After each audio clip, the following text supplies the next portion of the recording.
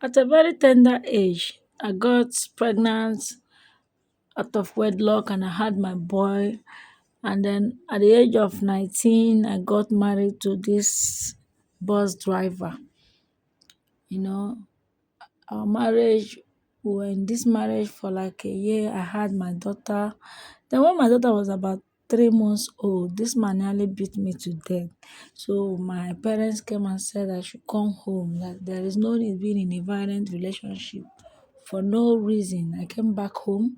Then as time goes by, I was struggling. My family was there for me.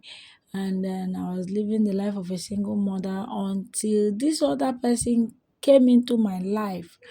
And sincerely speaking, after I gave birth to my children, I came back from my marriage. I got shattered. I started living life like it doesn't really matter. Then I met this my current husband, or what will I call him? I don't even know if he's a husband or what. Okay, me and him were living, although some people had the story that he's an impotent man and all that. But me, I just have to believe because he told me he had about 3 kids with one Yoruba woman. Okay, now, so me now, I'm living with him. We're living together and everything was going well. Although he doesn't really have money like that, he's not always coming up with money, but then he begged me. He now said, okay, that if I can get pregnant outside, that it will be between the two of us and all that. I said, fine. I have to try. And then at the end of the day, I got pregnant and I gave birth to a boy for him. Okay, in the eyes of every other person, the boy is his child. But between me and him, I know the boy is not his own. So me and this boy, me and him will be new. Immediately I gave birth, he started maltreating me. Even in his house, I live under the staircase. I don't have a room of my own. He was treating me as he likes and everything. My family was complaining. Nobody was happy about the situation. But I just have to keep pushing because I don't want to come back home again. I don't want it to look like after she gave birth to a boy outside wedlock, they got married the first time, she came back and now she's back again. Just because I don't want people to talk, I have to endure. I have to suffer. I have to be enduring all the suffering I'm getting in that house.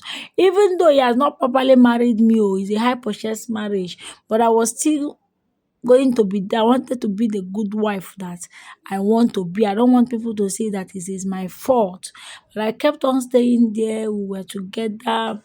The boy is now coming of age. He's about 3 years old, and the man is not even doing anything to go and make my bride price complete, to go and fulfill all the things he has to do in my father's house. But I was still there. But this time around, I just took a decision that I'm not going to give birth to another child. I'm not going to go and sleep with another man just to give him another child.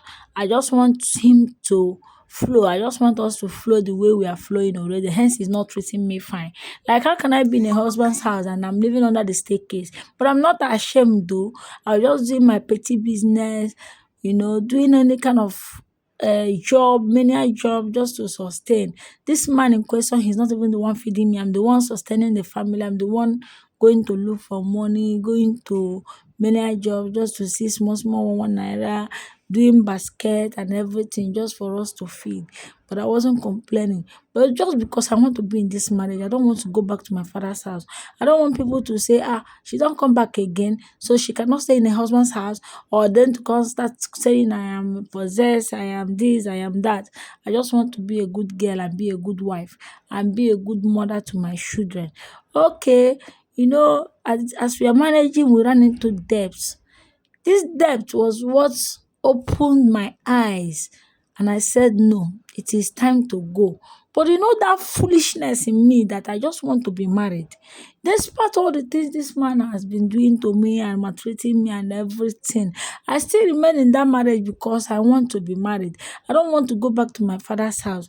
I don't want people to laugh at me. Because I don't want people to laugh at me, I've been enduring all manner of things. This man is still beating me. He's still maltreating me, doing me as he likes. Even it is not even easy for me. My child doesn't go to school. We don't have money for anything. We only manage to eat and all that. But I just keep enduring. Please, I need an advice. Eh? Is it good for a woman that has had a child outside wedlock, had her first marriage that failed, to still leave the second marriage, or should I just continue being in this marriage, suffering and smiling, like pretending like not everything is good when nothing works out? He beats me, He treats me like a maid. And he doesn't even have, I don't have a room in his house. I live under their staircase and everything. And this is the way we've been living. This is the way he has been maltreating me.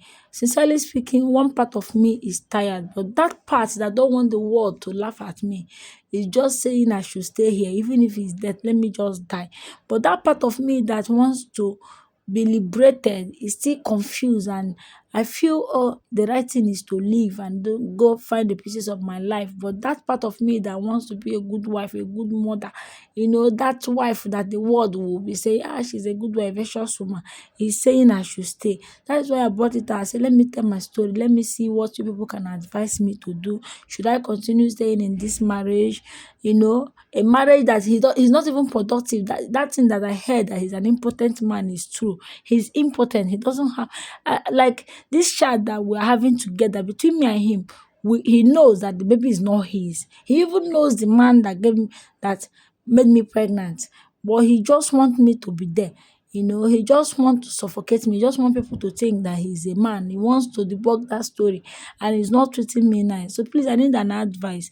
If you sincerely think that after listening to this story, I should continue with this marriage, you tell me in the comment section.